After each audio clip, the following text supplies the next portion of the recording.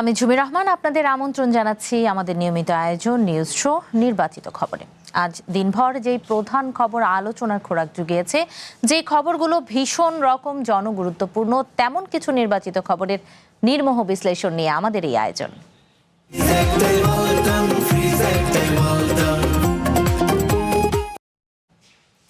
আজ আলোচনার জন্য পুরো সময় জুড়ে আমাদের সাথে স্টুডিওতে আছেন জাতীয় প্রেস ক্লাবের সাবেক সাধারণ সম্পাদক ও ডেইলি টাইমস অফ বাংলাদেশের উপদেষ্টা সম্পাদক ইলিয়াস খান।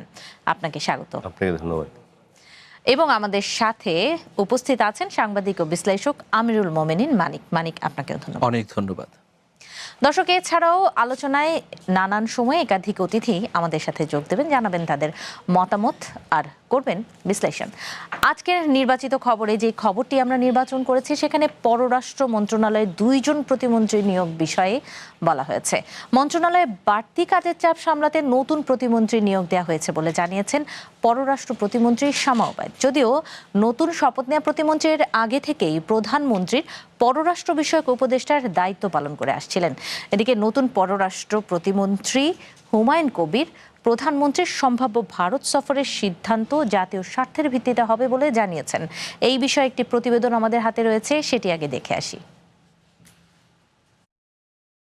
পররাষ্ট্র মন্ত্রণালয়ে দায়িত্ব নিয়েছেন নতুন আরেকজন প্রতিমন্ত্রী। দুপুরে রাজধানীতে তরুণ নারী রাজনৈতিক নেতৃত্ব বিষয়ক এক সংলাপ শেষে এ বিষয়ে সাংবাদিকদের প্রশ্নের মুখে পড়েন বিএনপি সরকারের শুরু থেকে দায়িত্ব সামলে আসা পররাষ্ট্র প্রতিমন্ত্রী শামা ওবায়দ। ভালো করি আমরা যদি একসাথে কাজ। তিনি জানান, মন্ত্রণালয়ে কাজের চাপ বেড়েছে। পাশাপাশি পররাষ্ট্রমন্ত্রী ডক্টর খলিলুর রহমান আগামী 1 বছর জাতিসংঘ সাধারণ পরিষদের সভাপতির দায়িত্ব পালন করবেন। তাই মন্ত্রণালয়ে 2 জন প্রতিমন্ত্রী থাকা অস্বাভাবিক কিছু নয়। পররাষ্ট্রমন্ত্রী ইউএনজি প্রেসিডেন্সি উনি জয়লাভ করেছেন, আগামী 1 বছর উনি অত্যন্ত ব্যস্ত থাকবেন। তো অবশ্যই মন্ত্রণালয়ের কাজের সুবিধার্থে এবং সরকারের কাজ আরও বেগবান করার লক্ষ্যে সরকার অবশ্যই যে সিদ্ধান্ত নেবে সেই সিদ্ধান্ত অনুযায়ী কাজ হবে। মক্কা প্রতিরক্ষা চুক্তিতে বাংলাদেশের আগ্রহ নিয়ে ভারতের মন্তব্য প্রসঙ্গে তিনি বলেন, জাতীয় স্বার্থ রক্ষা করেই যে কোনো আন্তর্জাতিক জোটে যোগ দেওয়ার সিদ্ধান্ত নেবে সরকার। যে কোনো প্যাক্ট, যে কোনো মাল্টিল্যাটারাল বডিতে আমরা যুক্ত হব কি হব না, সেটা বাংলাদেশের স্বার্থ, বাংলাদেশের জনগণের স্বার্থ রক্ষিত হচ্ছে নাকি, সেটাই সর্বপ্রধান বিবেচ্য বিষয় হবে। এদিকে দুপুরে সাভারের জাতীয় স্মৃতিসৌধে শ্রদ্ধা জানিয়ে নতুন পররাষ্ট্র প্রতিমন্ত্রী হুমায়ুন কবির বলেন, প্রধানমন্ত্রীর ভারত সফর নিয়ে দিল্লিকে নতুন কোনো শর্ত দিচ্ছে না ঢাকা। পালিয়ে যাওয়ার টেররিস্ট 1,000 মানুষ হত্যা করে ভারতে গেছে, তার প্রতি আমাদের জুডিশিয়াল প্রক্রিয়ার একটা আউটকামও আছে। 5ই আগস্ট শেখ হাসিনার সংবাদ সম্মেলন বাংলাদেশের মানুষের অনুভূতিতে আঘাত করেছে উল্লেখ করে হুমায়ুন কবির বলেন, পরবর্তী পদক্ষেপ নেওয়া হবে জাতীয় স্বার্থের ভিত্তিতে। In some of the cases there are more cases pending. Extradition treaty আছে ভারতের সাথে, তো এগুলা তো আর নতুন কোনো কন্ডিশন বা নতুন ফর্ম অফ এনগেজমেন্ট না, দিজ আর অনগোয়িং থিংস। সাভারে পররাষ্ট্র প্রতিমন্ত্রী হুমায়ুন কবির বলেন, আগামী সপ্তাহে সফর হতে পারে কিনা তা নিয়ে আলোচনা চলছে, তবে এতে কোনো তাড়াহুড়ো নেই। Ishrat Irish, one news, Dhaka. ভবিষ্যৎ হোক নিরাপদ, বিনিয়োগ হোক বিশ্বস্ত, আর আমার পছন্দ সল্ট বে। ওয়েলকাম টু সল্ট বে। আমরা প্রতিবেদনটি দেখছিলাম, পাশাপাশি 2 প্রতিমন্ত্রীরই আজকে আমরা বক্তব্য শুনলাম। শুরুতে আমিরুল মোমেনিন মানিক, আপনার কাছে আসি। যেই কথাটি বলা হচ্ছে যে দায়িত্ব পালনের জন্য এবং চাপ আসলে সরানোর জন্য 2 জন প্রতিমন্ত্রী এবং 1 জন মন্ত্রী তিনি ছুটিতে যাবেন, যেটি বলা হচ্ছিল তিনি দায়িত্ব সামলাতে হয়তো যাবেন জাতিসংঘের সাধারণ পরিষদের। তো সেই জায়গা থেকে আসলে আপনার কি মনে হয় যে পররাষ্ট্র মন্ত্রণালয়ের চাপ কি হঠাৎ বেড়ে গেল বা এরকম, নাকি সরকার এই জায়গাটিতে অনেক বেশি গুরুত্ব দিচ্ছে? অনেক ধন্যবাদ আপনাকে এবং সহ আলোচক শ্রদ্ধেয় ইলিয়াস খান ভাইকে। এই মুহূর্তে যারা দেখছেন প্রত্যেকের প্রতি শুভেচ্ছা। একটা প্রবাদ আছে যে যদি হয় সুজন, তেঁতুল পাতায় 9 জন। মানে আপনি কাজটা কিভাবে করবেন, যদি অনেক কাজের বিষয় থাকে তাহলে অবশ্যই লোকবল প্রয়োজন। কাজগুলো যদি ভাগ করে নেওয়া হয় এবং সেগুলো যদি চেইন অফ কমান্ডের মাধ্যমে পরিচালিত হয় তাহলে কোনো সমস্যা নেই। এই যে একটি মন্ত্রণালয়ে 1 জন মন্ত্রী এবং 2 জন প্রতিমন্ত্রী, সমকালীন সময়ে এই ধরনের ঘটনা হয়নি। কিন্তু এখানে একটা কজ তৈরি হয়েছে যে ইউএনের চেয়ারম্যান হিসেবে যেহেতু দায়িত্ব পালন করবেন, সেখানকার একটা ব্যস্ততা আছে। এর আগেও যখন এইরকম একজন দায়িত্ব পেয়েছিলেন হুমায়ুন রশিদ চৌধুরী পররাষ্ট্রমন্ত্রী, সেই সময়কার, তখন তিনি কিন্তু পররাষ্ট্র মন্ত্রণালয়ের দায়িত্ব থেকেই ইউএনের দায়িত্ব পালন করেছিলেন। তো এক্ষেত্রে ডক্টর খলিলুর রহমান হয়তো আরেকটু বিস্তৃতভাবে কাজ করার জন্যে কিছুটা ফ্রি থাকতে চান বা ইউএনের কাজে মনোযোগী হতে চান, সেই জন্য সরকারের তরফ থেকে আরেকজন প্রতিমন্ত্রী দেয়া হলো। আমরা দেখতে পাচ্ছি সরকারের 6 মাসে কূটনীতির বহু ধরনের তৎপরতা শুরু হয়েছে, নানামুখী, বৈচিত্র্যময়। আগে যেমন একমুখী কূটনীতি ছিল, সেই জায়গার পরিবর্তে আমরা দেখছি যে দক্ষিণ এশিয়া, পূর্ব পশ্চিম নানা দিকে আমরা সম্পর্কের বিস্তৃত ঘটাচ্ছি। আমরা চীনের সঙ্গে সম্পর্ক করছি, তুরস্কের সঙ্গে আমাদের কাজ হচ্ছে, পাকিস্তান তো আছেই, এইদিকে ইন্দোনেশিয়া, মালয়েশিয়া, আবার আমরা দেখছি যে সৌদি আরব, কাতার, এই রাষ্ট্রগুলোর সঙ্গেও আমাদের নানামুখী তৎপরতা শুরু হয়েছে। সেক্ষেত্রে সামনের দিনে পররাষ্ট্র মন্ত্রণালয়ের ব্যস্ততা বাড়বে সম্ভবত, সেই জন্যেই সরকারের তরফ থেকে এই ধরনের সিদ্ধান্ত গ্রহণ করা হয়েছে। আমরা এই ধরনের সিদ্ধান্তে এখনই চূড়ান্ত কোনো মতামত দিতে চাই না। আমরা মনে করি যে কাজটা কি হচ্ছে, আউটপুট কি। এখানে তো কাজের ক্ষেত্রে দ্বিমতও তৈরি হতে পারে, সেই ক্ষেত্রে কি আপনার মনে হয় না যে জটিলতা আরো বাড়তে পারে কিনা, এই আশঙ্কাটা কি? না, এখানে নিশ্চয়ই দুজন প্রতিমন্ত্রী আছেন, তার মধ্যে একজন বেশি প্রায়োরিটি পাবেন বা একজন লিডার হিসেবে থাকবেন যখন ডক্টর খলিলুর রহমান দেশে থাকবেন না বা ইউএনের দায়িত্ব পালন করতে যাবেন। নিশ্চয়ই এটা চেন অফ কমান্ডের মধ্য দিয়েই পরিচালিত হবে, এমন না যে দুজনই আসলে একই দায়িত্ব পালন করবেন, তা কিন্তু নয়। রিপোর্টিং একজন থাকবেন, যার কাছে আরেকজন প্রতিমন্ত্রী রিপোর্টিং করবেন। আর কাজগুলো যদি ভাগাভাগি করে নেওয়া হয় তাহলে অবশ্যই এটা কোনো সমস্যা না। আমরা কি চাচ্ছি এই মুহূর্তে, যেমন চীন, মিয়ানমার এবং বাংলাদেশ যে ত্রিদেশীয় অর্থনৈতিক করিডোর হবার কথা, যেটা চীন প্রস্তাব দিয়েছে, সেই প্রস্তাবকে আমলে নিয়ে দ্রুততম সময়ের মধ্যে কাজ শুরু করা। আমাদের সামনে আছে তিস্তা প্রকল্প, পদ্মা ব্যারেজ, মংলা পোর্ট দেখভাল করার একটা বিষয়, চট্টগ্রামের আনোয়ারাতে অর্থনৈতিক জোন যেটা চীনের মাধ্যমে হচ্ছে। এই যে বর্ণাঢ্য কর্মতৎপরতা, সেগুলো যেন দ্রুততম সময়ের মধ্যে বাস্তবায়ন হয়। এখন আবার মক্কা চুক্তির কথা আসছে। আপনি নিশ্চয়ই জানেন যে পাকিস্তান, সৌদি আরব এবং তুরস্ক মিলে একটি প্রতিরক্ষা জোট হয়েছে, এটার নাম তারা দিয়েছে মক্কা চুক্তি। তো এই মক্কা চুক্তির এই জোটের মধ্যে বাংলাদেশ অন্তর্ভুক্ত হবে কিনা, এটা নিয়ে একটা আলোচনা শুরু হয়েছে। কদিন আগে তুরস্কের একটা প্রভাবশালী দৈনিক ইয়েনি শাফাক একটা প্রতিবেদন প্রকাশ করে, সেখানে তারা বাংলাদেশের অংশগ্রহণের সম্ভাবনার চিত্রগুলো দেখিয়েছে।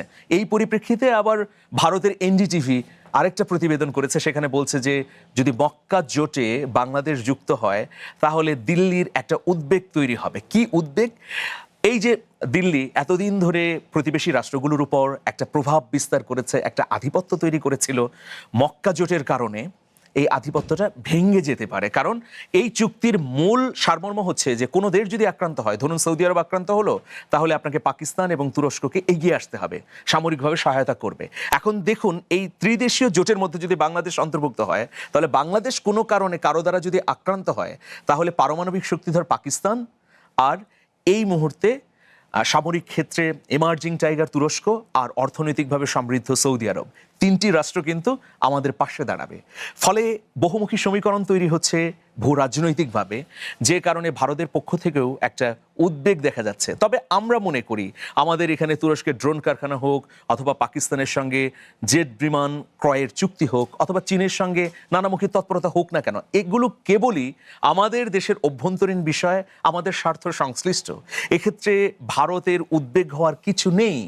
ভারত যদি আগ বাড়িয়ে আশঙ্কা প্রকাশ করে বা একটা সন্দেহ সংশয়ের মধ্যে থাকে, তাহলে সেটাও একটা পরোক্ষ দাদাগিরি আমি মনে করি। ভারত একটা স্বাধীন সার্বভৌম রাষ্ট্র, তারা তাদের উন্নয়ন অগ্রগতির জন্য যা কিছু করুক না কেন, তাতে আমাদের কোনো নাক গলানোর কিছু নেই। একইভাবে আমরাও তো সেই রকমটি প্রত্যাশা করি যে প্রতিবেশী হিসেবে তারা আমাদের শুভাকাঙ্ক্ষী হবে। যে আমরা ভারত প্রসঙ্গে আবার আসবো, আমাদের আলোচনার মধ্যেও একটি ভারত প্রসঙ্গ রয়েছে। সেখানে আসার আগে আমি একটু ইলিয়াস খান আপনার কাছে আসি। যেই কথাগুলো আমিরুল মোমিন মানিক বলছিলেন তার সাথে একটু যুক্ত করি যে এখানে আমরা কিন্তু প্রতিবেদনটিতেও দেখছিলাম বরাবরই পররাষ্ট্র মন্ত্রণালয়ে যারা প্রতিমন্ত্রী মন্ত্রী রয়েছেন বলছেন জাতীয় স্বার্থ বজায় রেখে বাংলাদেশ যে কোনো জোটে বা যে কোনো দেশের সাথে সম্পর্কে এগিয়ে নেবে। এই যে জাতীয় স্বার্থের কথা বলা হচ্ছে, আসলে এই স্বার্থর মাপকাঠিটা কি? বাংলাদেশ কোন কোন বিষয়গুলোকে গুরুত্ব দিচ্ছে বা এই জিনিসগুলো মানুষের মতামতকে সমন্বয় করে বা সংশ্লিষ্টদের মতামতকে সমন্বয় করে, নাকি সরকার জাতীয় স্বার্থ বলতে যে তাদের নিজস্ব দৃষ্টিভঙ্গি থেকে? সরকার দেশের মানুষের স্বার্থ দেখবে জি। সবসময়। দেখুন যে সরি, এই সরকারের 6 মাসে যা সফলতা, তার মধ্যে প্রথম হচ্ছে কূটনীতিতে সফলতা অর্জন করা। প্রথম দেখুন আপনি যে সাধারণ পরিষদের সভাপতি নির্বাচিত হয়েছে, এবং যে দেশটির বিরুদ্ধে নির্বাচন করেছে সাইপ্রাস, তারা কিন্তু একটা ইহুদি লবির দেশ, তাদের টেক্কা দিয়ে বাংলাদেশ জিতেছে, এটা বিরাট ব্যাপার। এবং স্বল্প সময়টা কিন্তু খুব কম ছিল। দেখুন যে তারপরে ধরুন আরেকটি বড় সফলতা হচ্ছে, আপনি দেখুন যে আমাদের জনশক্তি রপ্তানি যে হয়, সেকেন্ড পজিশন হচ্ছে মালয়েশিয়া। সেখানে কিন্তু 2024 সালের মে মাস থেকে কোনো জনশক্তি রপ্তানি হয়নি। আমাদের মাননীয় প্রধানমন্ত্রী তিনি প্রথম সফরটি মালয়েশিয়া দিয়ে শুরু করেছেন। অনেকে বলেছেন তিনি নির্বাচিত হওয়ার পরে চীন না ভারত কোন দেশ দিয়ে তিনি শুরু করবেন, কিন্তু তিনি অত্যন্ত বিচক্ষণতার সঙ্গে যে দেশের সঙ্গে আমাদের বিরাট স্বার্থ সংশ্লিষ্ট, কারণ আমরা জানি আমরা যাই বলি না কেন আমাদের রেমিটেন্স এবং কি বলে গার্মেন্টস, এই দুটি দিয়ে কিন্তু দেশ টিকে আছে, আমরা কিন্তু এটি জানি, দেশের একদম বড় আয়ের পন্থা। তো মাননীয় প্রধানমন্ত্রী সেখানে যাওয়ার পরে সেটি ঠিক হয়েছে, খুব দ্রুত সেখানে জনশক্তি রপ্তানি শুরু হবে। এটি একটা বিরাট সফলতা। আর একটু আগে আমিরুল মোমিন মানিক তিনি অত্যন্ত বিভিন্ন দিক তুলে ধরেছেন। একটি বিষয় এখন যে দুজন পররাষ্ট্র প্রতিমন্ত্রী কেন, এই প্রশ্ন কিন্তু অনেক, আমার মনে হয় বাংলাদেশের এই প্রথম, আগে কখনো ছিল না। এবার একটু বাস্তবতা আছে। ধরুন হুমায়ুন রশীদ চৌধুরীর কথা তিনি বলেছেন, বাট তিনি তো অনেক আগে ছিলেন এই পজিশন, দেশের মানুষের কম ছিল, কিন্তু এখন তো বাস্তবতা ভিন্ন, ওয়ার্ল্ড অর্ডারও কিন্তু অনেক চেঞ্জ হয়ে গেছে। সেই বাস্তবতা আমার ধারণা তিনি অত্যন্ত ব্যস্ত থাকবেন সাধারণ পরিষদ নিয়ে, কারণ আমরা শুধু জাতিসংঘ অধিবেশনটা বলি, বাট আরও নানা প্রোগ্রাম কিন্তু আছে সেখানে, নানা বছর জুড়ে নানা প্রোগ্রাম থাকে, সুতরাং তিনি ব্যস্ত থাকবেন। সেক্ষেত্রে আমাদের দুজন প্রতিমন্ত্রী দিয়েছেন, তারা যাতে ঠিকভাবে কাজ করতে পারে, কাজ ভাগ করে নিতে পারে, এই জন্য কিন্তু আসলে দুজনকে দেয়া হয়েছে। জি, ধন্যবাদ। আমরা আরেকটি বিষয় নিয়ে আলোচনা করতে চাই।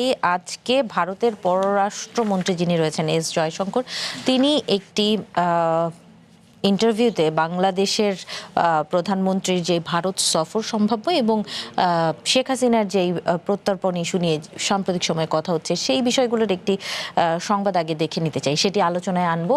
ভারত ও বাংলাদেশের মধ্যে সফল কূটনৈতিক সম্পর্কের জন্য পারস্পরিক স্বার্থকে যথাযথভাবে সম্মান জানানোর কথা বলেছেন তিনি। এই তার মন্তব্য যেটি রয়েছে সেটি দেখে আসতে চাই। আমি কখনোই আশা করি না যে প্রতিবেশীরা কেবল আমার সুবিধায় সব কাজ করবে। আমি আপনাকে নিশ্চিত করে বলতে পারি, যে কোনো সম্পর্ক টিকে থাকতে হলে তাকে পারস্পরিক স্বার্থের পরীক্ষায় উত্তীর্ণ হতে হবে, অর্থাৎ এই সম্পর্ক আমাদের জন্য ফলপ্রসূ হতে হবে। আমি যেমন তাদের চাহিদা ও স্বার্থকে সম্মান জানাই, একইভাবে তাদের কাছ থেকেও আমি সেই একই সম্মান প্রত্যাশা করি। আপনি যখন সেই অভিন্ন অবস্থান বা কমন গ্রাউন্ডে পৌঁছাতে পারবেন, তখনই সম্পর্ক মসৃণভাবে এগিয়ে যাবে। ভবিষ্যৎ হোক নিরাপদ, বিনিয়োগ হোক বিশ্বস্ত, আর আমার পছন্দ সল্ট বে। ওয়েলকাম টু সল্ট বে। আমরা মন্তব্যটি শুনছিলাম এবং তাকে প্রশ্ন করা হয়েছিল যে প্রধানমন্ত্রী তারেক রহমানের সম্ভাব্য ভারত সফর নিয়ে, যখন শেখ হাসিনার প্রত্যর্পণ বিষয়টি বাংলাদেশ গুরুত্ব দিয়েছে, সেই বিষয়ে কিন্তু তিনি কোনো মন্তব্য করতে চাননি বা করেননি। আমিরুল মোমিন মানিক, এই বিষয়ে আপনার মন্তব্য জানি। ভারতের পক্ষ থেকে ব্যাপক আগ্রহ দেখা যাচ্ছে আমাদের প্রধানমন্ত্রী তারেক রহমানের সফর নিয়ে। বিশেষ করে একদিন আগে হঠাৎ করেই একটা খবর চাউর হলো যে তিনি রোববার দিল্লি যাচ্ছেন। রাষ্ট্রপতি ভবন থেকেও একটা প্রজ্ঞাপন দেয়া হলো যে প্রধানমন্ত্রী তারেক রহমানের সফর উপলক্ষে সেখানকার যে নিয়মিত বিভিন্ন কর্মকাণ্ড সেগুলো স্থগিত থাকবে। তো এরপরে আমরা দেখলাম ইকোনমিক টাইমস একটা প্রতিবেদন করলো, ওই প্রতিবেদনের সূত্র ধরে রয়টার্স আবার আরেকটি খবর করলো। তো সবকিছু মিলিয়ে পরে দেখা গেল বাংলাদেশের পররাষ্ট্র দপ্তরের পক্ষ থেকে যখন ব্রিফিং করে বলা হলো যে না, এই ধরনের কোনো সিদ্ধান্ত হয়নি যে 24 ঘন্টার মধ্যে বা রোব সোম মঙ্গল এই 3 দিনের মধ্যে তিনি দিল্লি সফর করবেন। কিন্তু আমরা যদি গত 15 দিনের ভারতীয় তৎপরতাকে পর্যালোচনা করি, দেখব যে ব্যাপক আগ্রহ উদ্দীপনা দেখা যাচ্ছে। ঝাঁকাস্থ দিল্লির দূত দীনেশ ত্রিবেদী তিনি প্রধানমন্ত্রীর সঙ্গে বৈঠক করেই উড়াল দিয়ে দিল্লিতে গেলেন, নরেন্দ্র মোদীর সঙ্গে বৈঠক করলেন, আবার তিনি ফিরে এলেন।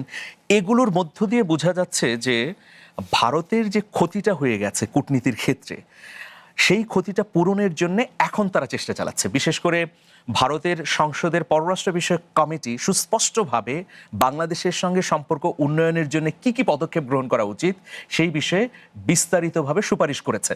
ফলে সেই সুপারিশের আলোকে তারা মনে করছে যে প্রতিবেশী হিসেবে বাংলাদেশ যদি কূটনীতির ক্ষেত্রে একেবারে হাতছাড়া হয়ে যায় তাহলে আমাদের জন্য ক্ষতি। কিন্তু এখানে প্রতিবন্ধক হচ্ছে যে ভারত সবসময় চাণক্য নীতিতে চলতে চায়, বিশেষ করে এই বিজেপি সরকার। চাণক্য নীতিটা কি? চাণক্য নীতি হচ্ছে যে যে কোনোভাবে তুমি বিজয়ী হও, তোমার প্রতিবেশীর স্বার্থ দেখার প্রয়োজন নেই, তোমার প্রতিবেশীর দিকে দরদি হবার প্রয়োজন নেই, তুমি বিজয়ী হলে কিনা। তো এই ধরনের নীতিতে ডুয়েল গেম এর দিকে যাচ্ছে। দেখুন, ভারতের পররাষ্ট্র দপ্তর বলল যে শেখ হাসিনার শেখ হাসিনা রাজনৈতিক কোনো তৎপরতা চালাতে পারবেন না ভারতে। কিন্তু এর 3 দিন পরে আমরা দেখলাম যে 5ই আগস্ট শেখ হাসিনা একটা কনফারেন্সে ভাষণ দিচ্ছেন। আবার এই অনুষ্ঠানটি শেষ হবার পর রণধীর জয়সওয়ালকে যখন জিজ্ঞেস করা হলো যে আপনার মন্তব্য কি, শেখ হাসিনা তো ভাষণ দিলেন, তিনি বললেন যে তার ভাষণের বা বক্তব্যের কোনো কিছু আমরা ধারণ করি না, এটার বিষয়ে আমাদের কোনো সমর্থন নেই।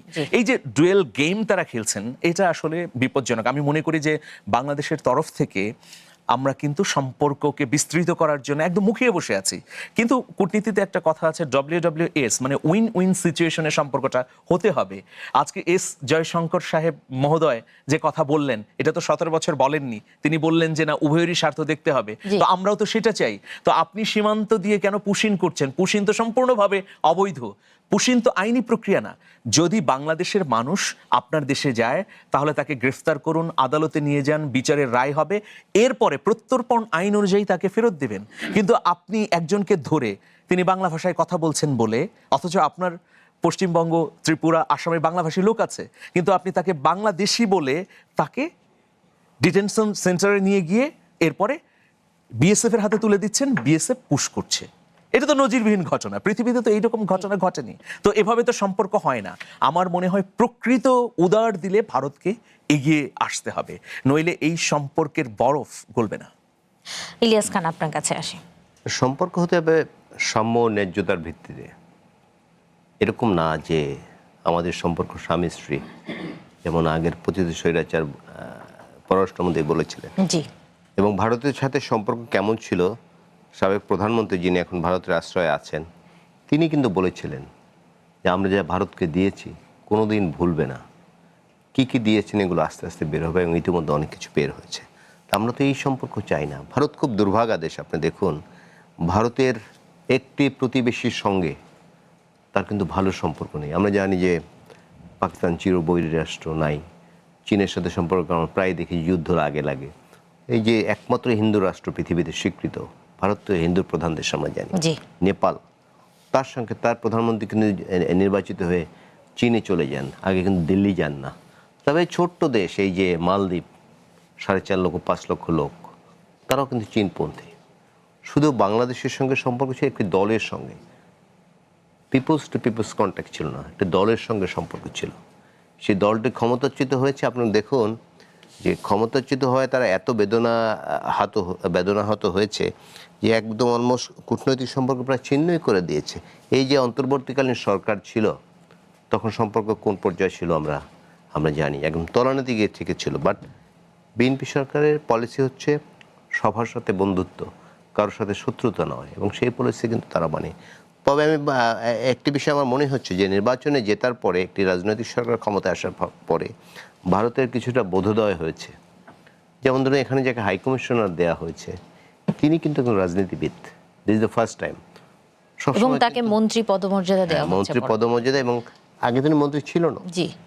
এবং তাকে দেওয়া হয়েছে, এটা কিন্তু পজিটিভ দিক। কারণ ভারত ধারণা করেছে বা মনে করছে যে জনগণের সাথে সম্পর্ক বিল্ড আপ করতে একজন রাজনীতিক কূটনীতিক থাকা ভালো, এবং সেটি কিন্তু তারা করেছে। কিন্তু এখন যেটি করছে যে আমাদের প্রধানমন্ত্রীকে নিতেই হবে তাদের, তিনি তো যাবেন বলেছেন, তিনি তো বলেননি তিনি যাবেন না, বাট সেটি তো তার সময় অনুযায়ী যাবেন, এটা তো ভারতের সময় অনুযায়ী যাবেন না। তাদের এত আগ্রহ কেন? আপনি দেখুন ইতিমধ্যে কিন্তু তারা তাদের যে আওয়ামী লীগ প্রীতি খুব কি বলে উলঙ্গভাবে দেখিয়েছে। এই যে ধরুন যে 5 তারিখ যে কি বলে যে শেখ হাসিনা যে বক্তব্য দিলেন বাংলাদেশের নির্বাচিত সরকারের বিরুদ্ধে, একটি স্বাধীন দেশের বিরুদ্ধে নানা কথা তিনি বলেছেন। 3 তারিখ কিন্তু ঢাকা আনুষ্ঠানিকভাবে জানিয়েছে যে এটি যেন তিনি না করতে পারেন, দেশের বিরুদ্ধে কোনো ষড়যন্ত্রমূলক কথাবার্তা যেন না করতে পারেন, কারণ তাহলে আইনশৃঙ্খলা পরিস্থিতির অবনতি হতে পারে। কিন্তু ভারত কিন্তু সে কথা শুনে না। বাট এর আগে কিন্তু আমরা এরপরে কিন্তু আমরা খুব বড় তৎপরতা দেখলাম। আপনি দেখেন যে মিস্টার দীনেশ ত্রিবেদী তিনি 10 তারিখে মাননীয় প্রধানমন্ত্রীর সাথে সাক্ষাৎ করেছেন।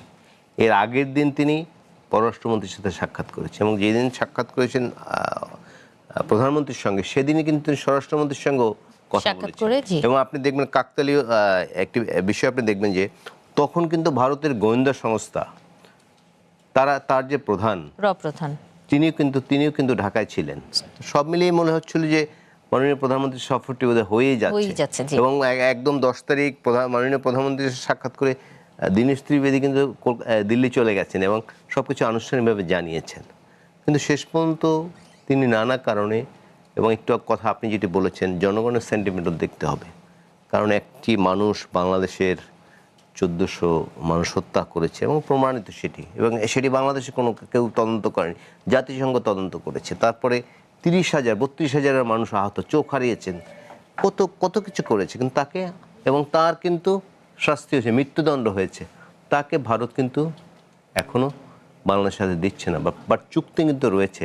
আমাদের নিশ্চয়ই মনে আছে যে ভারতের কি বলে যে ওনার নাম ভুলে গেছি, পরেশ বড়ুয়া না আরেকজন, অনুপ চেটিয়া, তাকে কিন্তু বাংলাদেশ ফেরত দিয়েছে, কিন্তু তিনি কিন্তু এই অপরাধীকে ফেরত দেননি। এখন দেখুন, তিনিই না শুধু, তার সঙ্গে যত সাঙ্গপাঙ্গ ছিল সবাই কিন্তু ভারতে আছে, এবং সেটির দাবি কিন্তু বাংলাদেশ জানিয়েছে। এই নিয়ে আরেকটি প্রশ্ন রয়েছে, বাট আমাদের বিরতির সময় হয়েছে, বিরতি নিয়ে এই আলোচনাটি আরেকটু করতে চাই। দর্শক, নির্বাচিত খবরে একটি বিরতির সময় হয়েছে, বিরতি নিয়ে ফিরছি।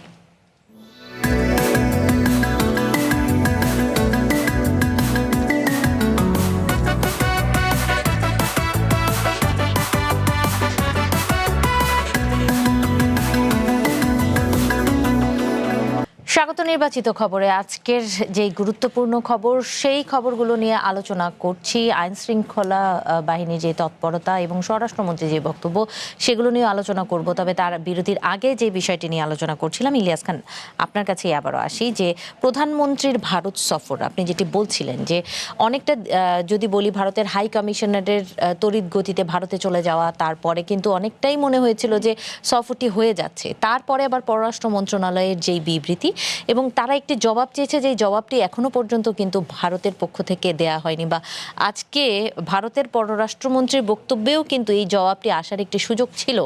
যখন শেখ হাসিনার প্রত্যর্পণ বিষয়ে তাকে প্রশ্ন করা হয়েছে, তিনি কিন্তু সেটি এড়িয়ে গেছেন। তারা কেন যেন দিল্লি এই একটি বিষয় খুব রিজিড, জি, শেখ হাসিনাকে তারা কোনোভাবে ফেরত দিতে চান না। এটি হয়তো আমরা এমনি অফিসিয়ালি তারা বলছে না, বাট তারা কিন্তু শুধু এখন না, অন্তর্বর্তীকালীন সরকারের সময় কিন্তু চিঠি দেওয়া হয়েছে শেখ হাসিনার প্রত্যর্পণের বিষয়ে, কিন্তু সেই দিকে তারা যেতে যাচ্ছে। আপনি দেখুন, আপনি বাংলাদেশের প্রধানমন্ত্রীকে আপনার দেশে নিতে চান, এটা তো খুব বিরাট কোনো অনুরোধ করেননি যে শেখ হাসিনা দেশবিরোধী কোনো কথা যেন বলতে না পারে, বা সেই সুযোগ যেন তিনি না পান, কিন্তু তাকে কথা বলার এবং অবাধ কথা বলার সুযোগ দিয়েছে। এটা তো আমাদের প্রত্যাশা না, এটা তো বাংলাদেশের প্রত্যাশা না। কারণ তিনি যে কথাগুলো বলেছেন, প্রত্যেকটি কথা, যেমন ধরুন এত মানুষ যে তারা হত্যা করেছে, ব্যাংক লুটপুট করেছে, অর্থ পাচার করেছে, গুমঘর করেছে, কিন্তু তারা কিন্তু একটি কথা স্বীকার করতে চায় না। সুতরাং তারা যেগুলো বলে এগুলোকে মানুষের মনে আঘাত লাগে, কিন্তু ভারত বাংলাদেশের বিষয়ে কর্ণপাত করছে না। সুতরাং যে শর্ত দিয়েছে বাংলাদেশ, খুব সোজা শর্ত, প্রত্যর্পণ চুক্তি যেহেতু আছে, শেখ হাসিনাকে ফেরত পাঠাতেই পারে, এটা কোনো বিষয়। এবং পররাষ্ট্র প্রতিমন্ত্রী কিন্তু বললেন নতুন কোনো শর্ত কিন্তু বাংলাদেশ দেয় না। আরেকটি বলেছে যে ওসমান হাদির যারা হত্যাকারী রয়েছে এবং মোটামুটি চিহ্নিত হয়েছে, তারা কিন্তু ভারতে ধরা পড়েছে, 2 জন বোধহয় না, আদালতে রয়েছে, জি, ফয়সাল আর একজন নাম ভুলে গেছি, তাদেরকে ফেরত দিতে পারে, এটা তো জটিল কিছু না। কিন্তু তারা ওই একটি বড় ভাই সুলভ আচরণ সবসময় করতে চায়। একটু আগে যেটা বললো যে এই যে পৃথিবীর কোনো দেশের সীমান্তে বাংলাদেশের মতো যে কোনো মানুষ হত্যা করা হয়, এবং এটা কিন্তু একপাক্ষিক। সীমান্তে এমন না যে দু দেশের মানুষই মারা যায়, তা কিন্তু না, শুধু বাংলাদেশের মানুষকে প্রায় হত্যা করা হয়। এবং আমি জানি না এটা কেন করে। ধরেন ওয়েস্ট বেঙ্গলে যারা এই নিরাপত্তার দায়িত্ব পালন করে তারা কিন্তু ওয়েস্ট বেঙ্গলের লোক না, এবং প্রত্যেকটা বর্ডারে সেই সেই কি বলে প্রদেশের লোক থাকে না, মানে মানুষের উপর নিষ্ঠুরতা চালাবার জন্য। জি, এটা তো আমরা প্রত্যাশা করি না। এবং আমি যে কথাটা বলছিলাম যে কোনো বর্ডারে কিন্তু এরকম না। যেমন পাকিস্তান চিরবৈরী রাষ্ট্র, কিন্তু প্রতিদিন মানুষ হত্যা করা হচ্ছে, আপনি কিন্তু শুনবেন না। জি। 3 বার যুদ্ধ করেছে বা প্রায় সীমান্ত উত্তেজনা হয়, বাট যে মানুষ পাখির মতো মেরে ফেলে এই দৃশ্য কিন্তু আমরা জানি। বাট আর আমি একটু ভারতকে এই সুযোগে বলে রাখতে চাই, বাংলাদেশের মানুষের কিন্তু এখন মেন্টাল অনেক চেঞ্জ হয়েছে। আপনি দেখুন এই যে পুশিং করছে বিডিআর এর সঙ্গে সাধারণ মানুষও কিন্তু যুক্ত হয়েছে। জি, হ্যাঁ, এবং আপনি দেখুন যে বর্ডারে এই কদিন আগে দেখলাম, কয়েকদিন আগে বোধহয় একজন বাংলাদেশিকে ধরে নিয়ে যাওয়া হয়েছে, ভারতের একজন বাংলাদেশে প্রবেশ করেছিল, সাধারণ মানুষ কিন্তু তাদের আটকে রেখেছিল। জি, এটি কিন্তু একটু মানুষের মেন্টাল মেকআপটা কিন্তু ভারতকে বুঝতে হবে যে দেশের মানুষ পরিস্থিতি ভারতের প্রতি পাল্টাচ্ছে। অধিকাংশ মানুষ কি ধরনের ঘৃণা পোষণ করে। জি। বাট এটি কিন্তু আমরা প্রত্যাশা করি না, কারণ আমরাও প্রতিবেশী চেঞ্জ করতে পারবো না, ভারতও তার প্রতিবেশী চেঞ্জ করতে পারবো না। জি। সুতরাং সম্পর্ক যদি ভালো থাকে তাহলে কিন্তু আমাদের উভয়ের জন্যই ভালো। জি, ধন্যবাদ। আমিরুল মোমিন মানিক, এই বিষয়ে আপনি কিছু বলতে চান কিনা, এবং কি মনে হচ্ছে প্রধানমন্ত্রীর ভারত সফরটা শেষ সময়ে আসলে এই বিষয়গুলো নিয়ে কোনো শঙ্কা তৈরি এখনো হচ্ছে কিনা, বা সম্ভাব্যতা পিছিয়ে যাচ্ছে কিনা? বাংলাদেশের সঙ্গে ভারতের সম্পর্ক তৈরির ক্ষেত্রে এই মুহূর্তে গুরুত্বপূর্ণ একটা চরিত্র অজিত দোভাল, আর তাকে সুপার স্পাই বলা হয়, এবং ভারতের অনেক কূটনীতিক বলেন যে তিনি জেমস বন্ড। আপনার জানা থাকবার কথা যে ক্যারিয়ারের শুরুতে অজিত দোভাল তিনি পাকিস্তানে মুসলমানের বেশে 7 বছর জি। গোয়েন্দাগিরি করেছিলেন, কেউ তার পরিচয় প্রকাশ করতে পারেননি। তিনি আরও বহু ধরনের ঘটনার সঙ্গে সম্পৃক্ত, এবং ভারত তাকে একজন সফল আন্ডারকভার হিসেবে বিবেচনা করে। দেখুন এই মুহূর্তে বাংলাদেশ ডেস্কটা দেখছেন অজিত দোভাল, সে কারণে রণধীর জয়সওয়ালকে যখনই সাংবাদিকরা বাংলাদেশ নিয়ে কোনো প্রশ্ন করে, ভবিষ্যৎ হোক নিরাপদ, বিনিয়োগ হোক বিশ্বস্ত, আর আমার পছন্দ সল্ট বে। ওয়েলকাম টু সল্ট বে। শেখ হাসিনাকে নিয়ে প্রশ্ন করে, বা প্রধানমন্ত্রী তারেক রহমানের সফর নিয়ে, ঘুরে ফিরে একই উত্তর যে এই বিষয়ে আমার কাছে কোনো তথ্য নেই, বা আমরা আশাবাদী, এই বৃত্তের মধ্যে আবদ্ধ থাকে। পর্যালোচনা করুন। এখন বিষয় হচ্ছে যে সাউথ ব্লক থেকে গত কয়েকদিন আগে বিভিন্ন সূত্র মারফত একটা খবর বেরিয়েছে যে বাংলাদেশ নিয়ে অজিত দোভালের 3টা পরিকল্পনা আছে। একটা পরিকল্পনা হচ্ছে যে কোনো মূল্যে কূটনৈতিক সম্পর্ক উষ্ণতায় নিয়ে যাওয়া, আর 2টো পরিকল্পনা ডার্ক, আমরা জানি না। এখানে স্পষ্টভাবে একজন বাংলাদেশী নাগরিক হিসেবে আমি বলতে চাই, বাংলাদেশ নিয়ে কোনো ধরনের অন্তর্ঘাতমূলক যদি কর্মকাণ্ডের পরিকল্পনা কোনো গ্রুপের থাকে বা কোনো প্রতিবেশী দেশের থাকে, তাহলে সেটা খুবই দুঃখজনক এবং অগ্রহণযোগ্য হবে। তাদের চিন্তা করতে হবে যে বাংলাদেশ এখন মানে পিছিয়ে পড়া কোনো রাষ্ট্র নয়, আন্তর্জাতিক নানা শক্তির সঙ্গে এই রাষ্ট্রের একটা সম্পৃক্ততা তৈরি হয়েছে সম্মানজনক ভিত্তিতেই। দেখুন 1979 সালে কি ঘটলো, যে একটা নির্বাচিত সরকার যাত্রা শুরু করলো, প্রেসিডেন্ট জিয়াউর রহমান যাত্রা শুরু করলেন। 1981 সালে তিনি হত্যাকাণ্ডের শিকার হলেন।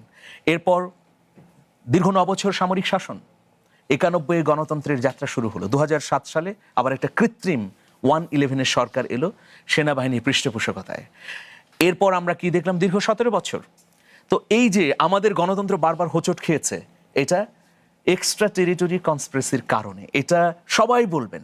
1975-এ শেখ মুজিব হত্যাকাণ্ড, 81-তে প্রেসিডেন্ট জিয়াউর রহমান হত্যাকাণ্ড, এরপরে সামরিক শাসন, 111, সবকিছুর পেছনেই বহির্শক্তি যুক্ত। অথচ দেখুন আমাদের দ্বারা কিন্তু আমাদের প্রতিবেশী রাষ্ট্রগুলো আক্রান্ত হচ্ছে না। ভারত 1947 সাল থেকে আজ পর্যন্ত নির্বিঘ্নভাবে গণতন্ত্রের চর্চা করে যাচ্ছে, কারণ ভারতের পাশে এইরকম শত্রু ভাবাপন্ন মারাত্মক সহিংস কোনো প্রতিবেশী রাষ্ট্র নেই। আমরা কেবল আমাদের নৈতিক ভিত্তিতে, মানে আমাদের নৈতিক দাবিটা উত্থাপন করছি যে আমরা আপনাদের সাথে সম্পর্ক চাই, সেটা যেন সমতার ভিত্তিতে হয়। কিন্তু আমাদের আয়তন ছোট বলে আপনি বাঁকা চোখে দেখবেন, এটা কিন্তু কূটনীতির ভাষা হতে পারে না। দেখুন কাতারকে দেখুন, সৌদি আরবের বুকের মধ্যে কাতার, কিন্তু কি শক্তিশালী রাষ্ট্র। সুইজারল্যান্ডকে দেখুন, সিঙ্গাপুরকে দেখুন। অথবা বাংলাদেশ কি পারছে এতটা শক্তিশালী ভাবে ভারতের কাছে তাদের জানান দিতে? এই জায়গাটিতে তো না, বাংলাদেশের বাংলাদেশ অবস্থান চিন্তা করতে হবে যে আমি একটি সার্বভৌম রাষ্ট্র, যা আমার কল্যাণের জন্য প্রয়োজন তা আমি স্বাধীনভাবে করব, কোনো রাষ্ট্রের দিকে তাকিয়ে থেকে নয়, বা তার পরামর্শ বা প্রেসক্রিপশনে নয়। সেটা দিল্লিরও না, ওয়াশিংটনেরও না, সেটা বেইজিংয়েরও না। সেই ক্ষেত্রে বাংলাদেশ এই দৃঢ়তা বা মেরুদণ্ড যখন তৈরি হবে, জি। তখন অবশ্যই বাংলাদেশ জনকল্যাণে কাজ করতে পারবে। নিশ্চয়ই। একটা শুধু বলি যে বাংলাদেশ মেরুদণ্ডহীনতা দেখিয়েছে গত 17 বছর, বা আরেকটি রাষ্ট্রের কাছে নতজন হয়েছে। এর একটা উদাহরণ হচ্ছে 17 বছরে যত চুক্তি হয়েছে জনগণ কেন জানেনি? কি আছে এইসবের মধ্যে? রহস্য কি? তাহলে জনগণের জন্যই যদি চুক্তি হয়, তাহলে এগুলো কেন গোপন? প্রকাশ করে দিন। কেন প্রকাশ হলো না? তার মানে ডালমে কুচকালা হয়, জি এর ভেতরে অন্য কিছু আছে। জি নিশ্চয়ই। সামনের দিনগুলোতেও যদি কোনো চুক্তি হয় সেগুলো নিয়ে আলোচনা সামনের দিনগুলো অবশ্যই প্রকাশ করতে হবে, ব্রিফিং করতে হবে। যে কূটনীতি আসুক, কূটনীতিক আসুক, বা যে কোনো চুক্তি হোক, সমঝোতা স্মারক স্বাক্ষরিত হোক, অবশ্যই জনগণের সামনে প্রকাশ করে দিতে হবে। লুকোচুরি করলেই বুঝতে হবে যে এখানে অন্য কিছু হচ্ছে। জি, আমরা এবারে পরবর্তী একটি খবরে চলে যেতে চাই, যে এটি নিয়ে আমরা আলোচনা করব। সেটি হচ্ছে আজকে রাজধানীতে একটি শপিং মলে এক ব্যবসায়ীর পকেটে জোরপূর্বক ইয়াবা ঢুকিয়ে দেওয়ার একটি অভিযোগ হয়েছে। সেখানে আইন শৃঙ্খলা পরিস্থিতি নিয়ে একটি প্রশ্ন তৈরি হয়েছে, এবং সেই বিষয়ে আমাদের একটি প্রতিবেদন রয়েছে। আগে সেই প্রতিবেদনে বিস্তারিত দেখে আসতে চাই, তারপরে আলোচনা করব। রাজধানীর মালিবাগে অবস্থিত ফরচুন শপিং মল ভবনের উপরের দিকেই বসবাসের ফ্ল্যাটও আছে।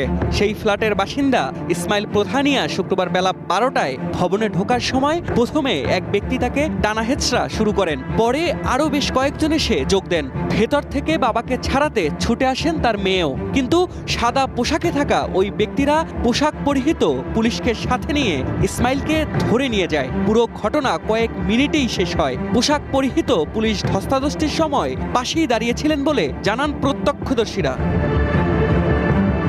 12 বছর বয়সী মেয়ের চিৎকারেও কোনো কাজ হয়নি। ধস্তাধস্তির সময় সিকিউরিটি গার্ড উপস্থিত থাকলেও কোনো ভূমিকা ছিল না তার। প্রথমে যারা ইসমাইল প্রধানিয়াকে ধরেছিলেন তাদের কাউকেই না চেনার কথা জানান নিরাপত্তা কর্মী। মাস্ক পরা ছিল তো, চিনি নাই ভালো। এদিক থেকে আরো একটা ফুলাফে নিল, একটু দস্তাদস্তি হইলো, দস্তাদস্তি এই সামনে গেল আর সামনে থেকে পুলিশ আইল। ইন্তিশার দাবি, ধস্তাধস্তির এই সময় তার বাবার পকেটে জোর করে কিছু একটা ঢুকিয়ে দেওয়ার চেষ্টা করা হয়। তার স্ত্রীর অভিযোগ, ফরচুন মার্কেটে পুরনো দ্বন্দ্বের জেরে ষড়যন্ত্র করেছে একটি মহল, যার সাথে জড়িত শান্ত নামের এক যুবক। আর এই যোগসাজশে পুলিশও জড়িত। এটাও দেখছি যে ওরা হচ্ছে কিছু একটা বাবার পকেটে ঢোকানোর চেষ্টাও করছিল। পুলিশ ওদেরকে কিছু জিজ্ঞেস করলো না, কাউকে কিছু বললো না, কিছু জিজ্ঞেস করলো না। আমার স্বামীকে উল্টা ভিকটিম হচ্ছে আমার স্বামী, তাকে ধরা হয়েছে, কয়েকজন মিলে ধরলো, তাকে ধরে পুলিশ নিয়ে চলে গেল। এদিকে পুলিশ বলছে ঘটনা তদন্তে নেমেছে আইন শৃঙ্খলা বাহিনী। গঠন করা হয়েছে 7 সদস্যের তদন্ত কমিটিও। পুলিশের কেউ জড়িত থাকলে কঠোর ব্যবস্থা নেওয়ার কথাও জানান রমনা জোনের উপ পুলিশ কমিশনার। অন্যায় সমর্থন করতে যে মানে আমার লোক রিসেভ করার পক্ষে আমি কখনোই না, এই কাজটা আমি কখনো করি না। বুঝতে পেরেছেন? যদি তারা এই অপরাধ করে থাকে, যদি হয়ে থাকে, 7 সদস্য বিশিষ্ট কমিটি করেছেন, তারা একবার খুঁটিয়ে খুঁটিয়ে সবকিছু দেখবে, কোনো ত্রুটি যেন না থাকে। ইয়াবার মামলায় ইসমাইল প্রধানিয়াকে কারাগারে পাঠানো হয়েছে। পুলিশ জানায় তার বিরুদ্ধে চাঁদাবাজি ও জুলাইয়ের হত্যাকাণ্ডের একাধিক মামলাও রয়েছে। পরিবারের অভিযোগ, ষড়যন্ত্র করেই এসব মামলা দেয়া হয়েছিল। ওই ছেলেগুলো কেন ওর সাথে এরকম করতেছিল? শিফাতুল্লাহ, ওয়ান নিউজ, ঢাকা। জুলাইয়ের হত্যা মামলায় তিনি এখন অভিযুক্ত হবেন? জি, আমরা দেখছিলাম সেটা পুলিশের বক্তব্য, এবং আমরা একটি প্রায় 2.5 বছর চলে গেছে জুলাই হত্যাকাণ্ড যেগুলো হয়েছে, তো এখন কেন ধরবে? এবং আমরা যে ভিডিওটা দেখলাম তাতে মনে হচ্ছে যে তার পকেটে কেউ কিছু ঢুকাচ্ছে। পুলিশের ভাবমূর্তি কিন্তু তলানিতে গিয়ে ঠেকেছে। পুলিশ কিন্তু আবার সেই পুরনো আচরণে ফিরে যাচ্ছে। শুধু এখানে নয়, আমরা কিন্তু বিভিন্ন জায়গায় দেখি, শুনি, গণমাধ্যমে পড়ি, নিউজ, টেলিভিশন খবর দেখি, এই ধরনের ঘটনা তারা ঘটায়। তাদের আমার মনে হয় উপলব্ধি হওয়ার সময় আসছে আসলে। আমি আশা করতে চাই পুলিশ তার আচরণ চেঞ্জ করবে। পুলিশ তো জনগণের বন্ধু, কিন্তু কেন জানি সবসময় শত্রু মনে হয়। এটা তো হওয়া উচিত না। পৃথিবীর কোথাও কিন্তু এরকম নেই। আপনি দেখুন, পুলিশ বলা হচ্ছে, একটি পক্ষ বলতে চায় পুলিশ হত্যা করেছে। পুলিশ এই যে আন্দোলনের সময় কেন করতে গেছে মানুষ, এগুলো দেখতে হবে। যেমন যাত্রাবাড়ির যে ঘটনাগুলো ঘটেছে, পাখির মতো গুলো করে মাদ্রাসার শিক্ষার্থীদের হত্যা করা হয়েছে, সেই ক্ষোভ গিয়ে থানায় পড়েছে। এটি তো হওয়ার কথা না। সেই আচরণের মধ্যে কি এখনকার পুলিশের বাহিনীর মধ্যে কোনো পার্থক্য দেখছেন, যে তখনকার সময় যেই না, ধরনের? প্রথম কিছু তার এক ধরনের ভয়ে ছিল, ভীতু ছিল, এক ধরনের আচরণ চেঞ্জ হয়েছে সেটি আমি বলবো না, এক ধরনের ভীতু ছিল, কিন্তু তারা আবার সাহস ফিরে পেয়েছে, জি, আবার সেই পূর্ণ উদ্যমে তারা নেমেছে। আগে কিন্তু এই বিশেষ করে 5 তারিখের ঘটনার পরে থানায় ঘুষ টুস অনেক কমে গিয়েছিল। এখন কিন্তু আপনি কোনো কিচ্ছু করতে পারেন, জিডিও ঘুষ ছাড়া করতে পারবেন না, কিচ্ছু পারবেন না ঘুষ ছাড়া।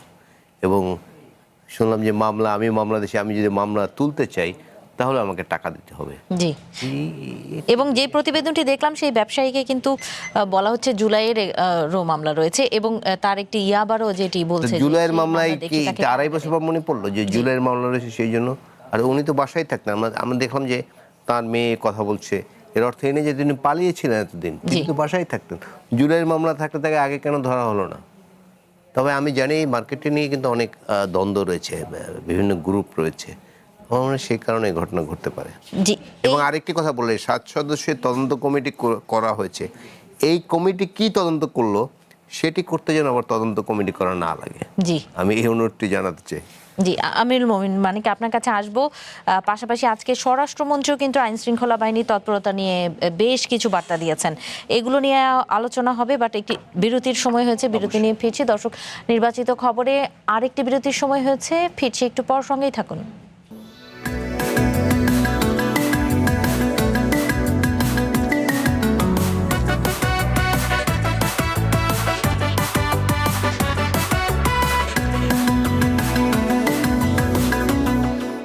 স্বাগত আরও একবার নির্বাচিত খবরে। আলোচনা করছি আইন শৃঙ্খলা পরিস্থিতি এবং আজকে ফরচুন শপিং মলে যে ব্যবসায়ীকে নিয়ে যে ঘটনাটি সেটি। পাশাপাশি আজকে এখন আলোচনায় নিয়ে আসতে চাই স্বরাষ্ট্রমন্ত্রী সন্ত্রাসী, চাঁদাবাজ ও মাদক ব্যবসায়ীদের বিরুদ্ধে ব্যবস্থা নেওয়ার নির্দেশ দিয়েছেন।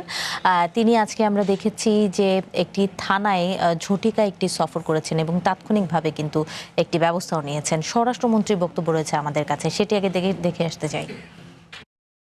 ডিএমপি সহ অন্যান্য মেট্রো এলাকায় যারা এরকম চাঁদাবাজ, চিহ্নিত সন্ত্রাসী, মাদক ব্যবসায়ী, তাদেরকে অতি শীঘ্র, আমি টাইম লিমিট দিচ্ছি না, অতি শীঘ্র যদি তাদেরকে আমরা হেফাজতে না নিতে পারি, আইনের আওতায় না আনতে পারি, তাহলে যারা যারা ব্যর্থ হবে তাদের বিরুদ্ধে ব্যবস্থা নেওয়া হবে।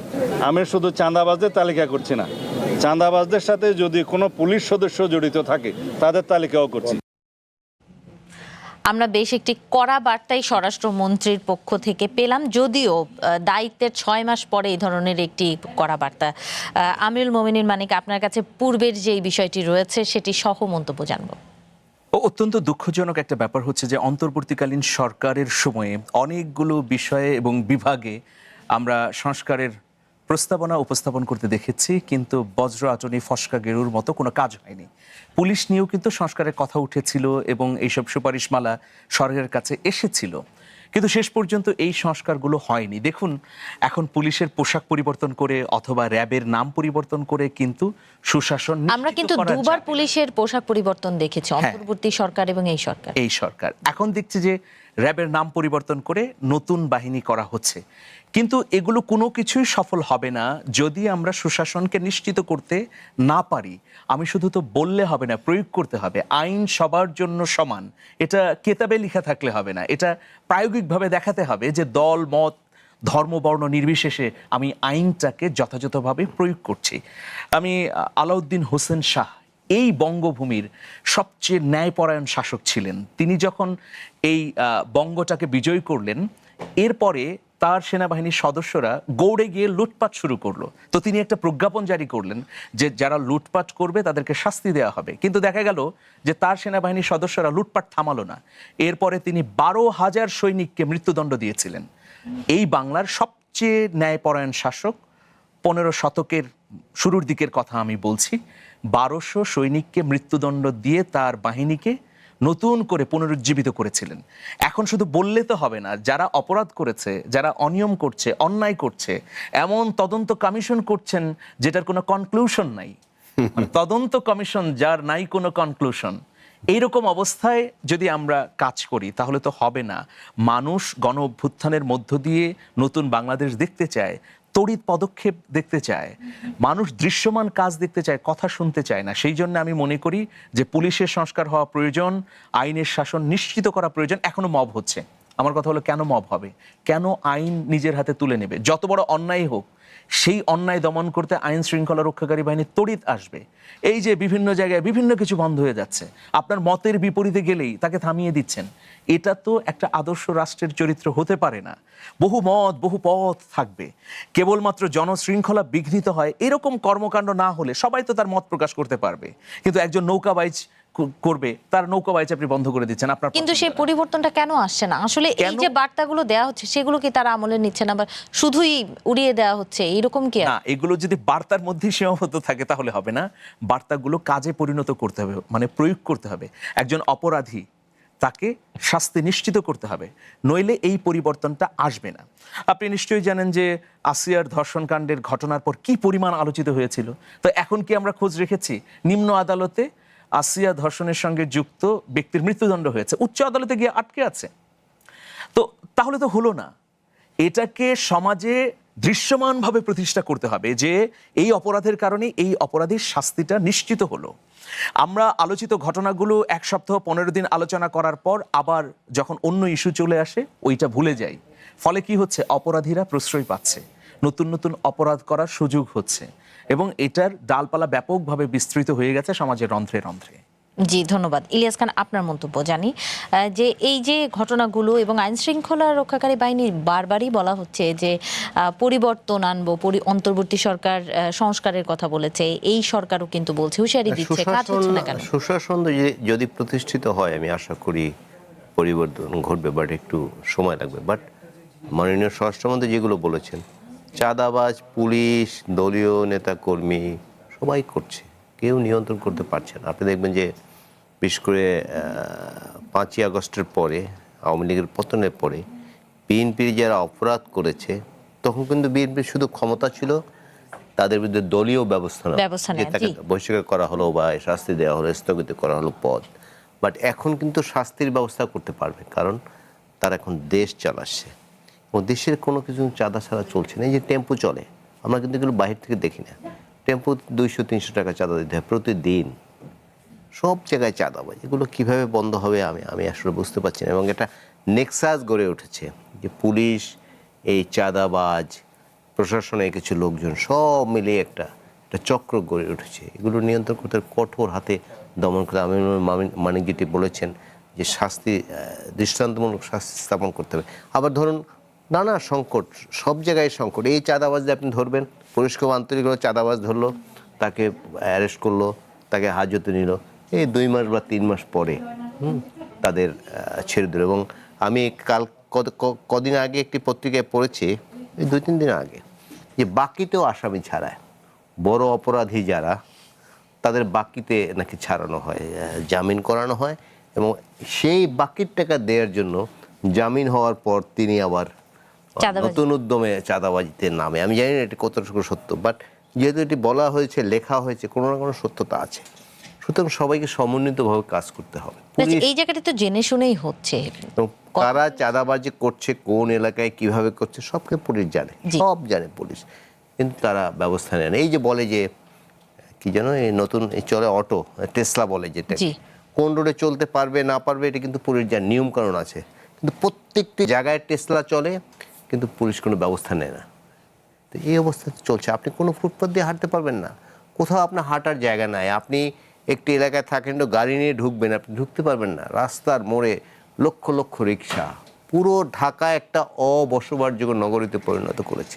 কোনো বিকার নেই, কোনো এটি কোনো ঠিক করার কোনো চেষ্টা আছে বলে মনে হয়। তবে একটি ভালো কাজ সরকার করেছে, এই যে এআই ক্যামেরা দিয়েছে, এটি খুব একদম খুব ভালো কাজ করছে। এবং দিস দ্য ফার্স্ট টাইম আমরা উন্নত দেশে দেখেছি কোনো মানুষ না থাকলেও সিগন্যাল বাতি জ্বলে, তাহলে কিন্তু দাঁড়াবে গাড়ি। আমাদের এখানে চিন্তাই করা যেত না, কিন্তু এখন কিন্তু এটি দেখা যাচ্ছে। সো এই শুনলাম আরও 50টি জায়গায় লাগাবে, এটি আমি সরকারকে সাধুবাদ জানাচ্ছি। যে কথাটা আমি বললাম, চাঁদাবাজি এগুলো বন্ধ করতে হলে আন্তরিক হতে হবে এবং নির্দয় হতে হবে। জি, আমিরুল মোমিন মানিক, এই বিষয়টি নিয়ে আপনার কাছে আরো একবার আসি পত্রিকায় যাওয়ার আগে, যে এই যে যেটি বলছিলেন যে বার্তা শুধু দেয়া বা হুঁশিয়ারি দেয়া, কিন্তু কার্যকর সরকারের কোনো পরিকল্পনাও কি মানুষের সামনে এখন পর্যন্ত তুলে ধরা হয়েছে, বা রাজনৈতিক সদিচ্ছার কোনো অভাব কি আপনি মনে করছেন?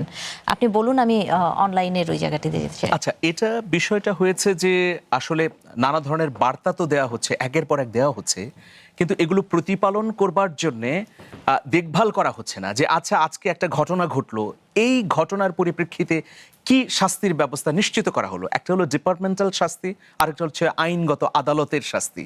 তো সেইগুলোর বিষয়ে আসলে যখন ইস্যু আসে তখনই আমাদের কর্তা ব্যক্তিরা নানা ধরনের কথা বলেন, কিন্তু ইস্যু শেষ হয়ে যাবার পর ওইটার আর কোনো খোঁজই থাকে না। আপনি প্রত্যেকটা ঘটনা ধরে ধরে দেখেন। তো আমাদের যে এই যে ট্রেন্ডটা, এটাকে ভাঙতে হবে। এই জন্যে দেখা গেল মন্ত্রী মহোদয় একজন হিসেবে তো পারবেন না, পুরো ডিপার্টমেন্ট তাকে সক্রিয় করতে হবে, পুরো ডিপার্টমেন্টের সবাই উদ্যোগী হতে হবে। এখন তিনি বললেন, কিন্তু তার অধস্তন যারা আছে তারা যদি উদ্যোগী না হন, তারা যদি ফাইল চাপা দিয়ে রাখেন, তাহলে তো এগুলো হবে না। এই জন্যে সামগ্রিক সংস্কার প্রয়োজন, সামগ্রিক শুভবোধের উন্মোচন প্রয়োজন। আর এই বিষয়গুলো করতে হলে সুশাসন নিশ্চিত করতে হবে, মানে সুবিচার এবং ন্যায্যতা সমাজে প্রতিষ্ঠা করতে হবে। সরকার তো নানা সময়ে উদ্যোগ গ্রহণ করে, ধরেন বিভিন্ন পরিকল্পনা আছে সরকারের, কিন্তু সেই পরিকল্পনাগুলো বাস্তবায়ন হয় না কেন? কারণ যারা দায়িত্বে আছেন বাস্তবায়ন করার, তারা আসলে আন্তরিক না, তারা আসলে চান না যে এগুলো বাস্তবায়িত হোক। কারণ এগুলো না হলে তারা আসলে তাদের পকেট ভারী করতে পারেন বা তাদের অন্য উদ্দেশ্য হাসিল করতে পারেন। এটাই হচ্ছে মূল কারণ। আমি মনে করি যে গণতান্ত্রিক সরকার বাংলাদেশের ক্ষমতায় আসার পর আর একটিও মব হওয়া উচিত নয়, একটিও অনৈতিক কর্মকাণ্ড হওয়া উচিত নয়। এই যে 2024 সালের গণ অভ্যুত্থানের মধ্য দিয়ে আমাদের মনের মধ্যে যে আশা জাগলো, আমরা দেয়ালে দেয়ালে লিখে দিলাম আমরা কি কি সংস্কার চাই, সব কিন্তু লিখে দিয়েছি। এরপরেও এখানে ঝিম মেরে বসে থাকার কোনো সুযোগ নেই। আমার মনে হয় প্রধানমন্ত্রী তারেক রহমানের সদিচ্ছা আছে, তার এই সদিচ্ছাকে সামনে রেখে যে যে ডিপার্টমেন্টে যারা অধিকর্তা আছেন তারা যদি উদ্যোগী হন, তাহলে একটা নতুন দিন আসতে পারে। আর যদি কেবলমাত্র প্রধানমন্ত্রী সদিচ্ছা পোষণ করলেন, অন্যরা কাজ করলেন না, যারা বাস্তবায়ন করবে, তাহলে হবে না। সেক্ষেত্রে আমাদের সরকার বাহাদুরেরও উচিত জহুরির মতো মানুষ বেছে বেছে যোগ্যদের যথাযথ স্থানে পদায়ন করা। একজন পররাষ্ট্রনীতি জানে না, তাকে যদি আপনি পররাষ্ট্র দায়িত্ব দেন তাহলে সে ফেল করবে। একজন তথ্যের কিছুই জানেন না, তাকে আপনি তথ্য মন্ত্রণালয়ের দায়িত্ব দিলে হবে না। যথাযথ জায়গায় যথাযথ ব্যক্তি যখন দায়িত্ব পাবেন, তখন আরো দ্রুততম সময়ের মধ্যে আমাদের এই সব সংস্কার সংগঠিত হবে। জি, ধন্যবাদ। আমরা একটু পত্রিকাগুলো দেখতে চাই। শুরুতে প্রথম আলো দেখব, আজকের খবরগুলো তারা কি দিয়েছে। রংপুর জেলা স্কুলের সাবেক শিক্ষক, তার স্ত্রী ও 2 ছেলে মেয়ের লাশ উদ্ধার। আমরা এই ধরনের ঘটনা সাম্প্রতিক সময়ে অনেকই দেখছি। জমা রাখা টাকা নিয়ে ব্যাংক কর্মকর্তারা উধাও, প্রতিবাদ জানাতে এসে জ্ঞান হারালেন ব্যবসায়ী। ব্যাংকের একটি আর্থিক যেই সংকট, সেটি আমরা দেখছি। কোনো মন্ত্রণালয়ে মন্ত্রী, প্রতিমন্ত্রী, উপদেষ্টা কোথাও একাধিক দায়িত্বে মন্ত্রী প্রতিমন্ত্রীদের যেই দায়িত্ব বন্টন হয়েছে সেইটি নিয়ে খবর হয়েছে। এবার একটু বিবিসি বাংলার খবর দেখব, যেটি নিয়ে আলোচনা করতে চাইব। মালয়েশিয়ার তালিকায় 25 এজেন্সি, শ্রমবাজার খোলা নিয়ে কি বলছে বাংলাদেশ সরকার। আমরা জানি, যেটি আলোচিত হয়েছে আজকের আমাদের আলোচনায়, যে প্রধানমন্ত্রী মালয়েশিয়া সফরের পরে যে সেই মালয়েশিয়ার প্রবাসীদের জন্য একটি দুয়ার খোলার একটি বার্তা কিন্তু আমরা দীর্ঘদিন ধরে দেখছিলাম। দিল্লিকে ঢাকার কঠিন শর্ত নেপথ্যে অবিশ্বাস নাকি সম্পর্কের রিসেট চায় ঢাকা, সেটি নিশ্চয়ই সময়ের ব্যাপার। এর পরবর্তীতে আমরা আরেকটি পত্রিকা দেখব, যুগান্তর দেখতে চাই। এখানে একটি আন্তর্জাতিক খবর, এবং এর মাঝে আসলে সমাধিতে নতুন যারা দায়িত্ব পেয়েছেন তারা আজকের দিনটি তারা শুরু করেছেন জিয়া রহমান ও খালেদা জিয়ার সমাধিতে তারা শ্রদ্ধা নিবেদন করেছেন। এবং এই বিষয়ের বেশ কিছু খবর রয়েছে। সংকীর্ণতার ঊর্ধ্বে উঠে ইসলামের দাওয়াত দিতে হবে, জামায়াতের আমিরের একটি বক্তব্য। এবং এর বাইরে আরও একটি অনলাইন পত্রিকা দেখব, সমকালে কি কি খবর রয়েছে আজকে। দেশে কুষাণছে ত্রিদেশীয় চক্র, প্রধানমন্ত্রীর ভারত সফরের জন্য তাড়াহুড়ো নেই, নবনির্বাচিত পররাষ্ট্র প্রতিমন্ত্রী এই কথাটি বলেছেন। তিনি কিন্তু এই শর্ত নিয়েও একটি কথা বলেছেন। এই বিষয়গুলো নিয়ে কারো কিছু বলবার থাকলে নিশ্চয়ই আপনারা যুক্ত করতে পারেন। এবং IMF বিশ্বব্যাংকের উপর নির্ভর না করে বিকল্প অর্থায়নে নজর। আমরা যেটি জানি তৌহিদি জনতা কারা আসলে এটি কিন্তু আমাদের আইডেন্টিফাই করতে হবে। জি, আমাদের শিক্ষা সংস্কৃতি সব জায়গায় তারা আঘাত করছে। এই যে দেখুন আপনি ব্রাহ্মণবাড়িয়াও, সেখানে কিন্তু পুলিশ লাইনে গান হচ্ছিল, তার আগে বাধা দিয়েছে এবং এসপি সাহেবকে নানাভাবে অত্যাচার নির্যাতন করেছে। এটা তো আমরা প্রত্যাশা করি না। বাজার, এই যে একটা সংস্কৃতি গড়ে উঠছে, বিশেষ করে অন্তর্বর্তীকালীন সরকার আমলে মাজার পোড়ানো হয়েছে, মাজারের ভিতর থেকে লাশ তুলে পোড়ানো হয়েছে। তারপরে আমরা দেখলাম যে এক ব্যক্তিকে হত্যা করে গাছের ঠ্যাঙে টানিয়ে রাখা হয়েছে। তারপর আগুন দিয়ে তাকে পোড়ানো হয়েছে। তারপর ধরুন এই যে দুটি পত্রিকা অফিসে আগুন দিয়েছে এবং আমাদের অনেক সহকর্মীরা ছাদের উপর ছিল, সেখানে 5 ঘন্টা তারা আটক ছিল। যতজন আক্রমণকারী ছিল তার চেয়ে বেশি ছিল আইন শৃঙ্খলা রক্ষাকারী বাহিনীর সদস্য, কিন্তু ব্যবস্থা কিন্তু নেয় নাই। বারবার ফোন দেওয়া হচ্ছে এবং একজন সম্পাদক বলেছেন। এবং এটি নিয়েই একটি সংকট। আমাদের সময় একেবারেই শেষ পর্যায়ে চলে আসছে, আলোচনাটি শেষ করব। ইলিয়াস খান, আমিরুল মোমিন মানিক, দুজনকেই ধন্যবাদ জানাচ্ছি আজকের আমাদের সময় দিয়ে। অনেক ধন্যবাদ আপনাকেও। জি দর্শক, নির্বাচিত খবরে এই ছিল আজকের মতো।